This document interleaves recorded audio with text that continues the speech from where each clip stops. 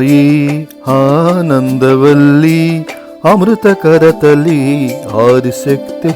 पराई माया मायात्मरूपी स्फटिकमणिमयी मामतंगी षडंगी ज्ञानी ज्ञानात्मरूपी नलिन परिमळी नाद ओंकार मूर्ति योगी योगासनस्था भुवनवसकरी सुंदरी ऐं नमस्ते बाला मंत्रे कटाक्षी मम हृदय सखी मत्त भाव प्रचंडी व्याळी यज्ञोपवीति विकटकटितटी वीरशक्ति प्रसन्ना बाला बालेन्दुमौलिर्मदगजगमन साक्षिका स्वस्ति मंत्री काली कंकालरूपी कटिकटिक ह्रीं कारिणी क्लीं नमस्ते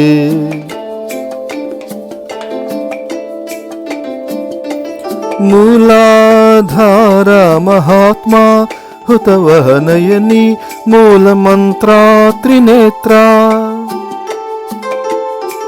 हारा केयूरवल्ली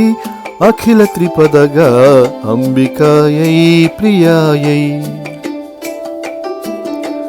वेदा वेदांगनादा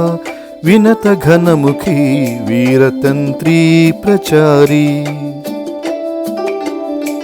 सारी संसारवासी सकल दुरितः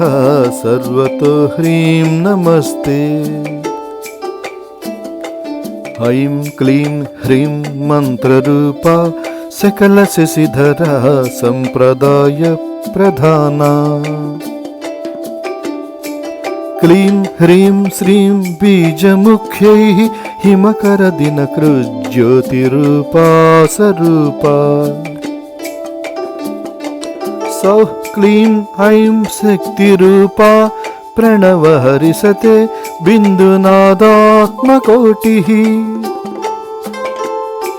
क्षां क्षीं क्लूं कारनादे सकलगुणमयी सुन्दरी ऐं नमस्ते आध्यानाध्यानरूपा असुरभयकरी आत्मशक्ति स्वरूपा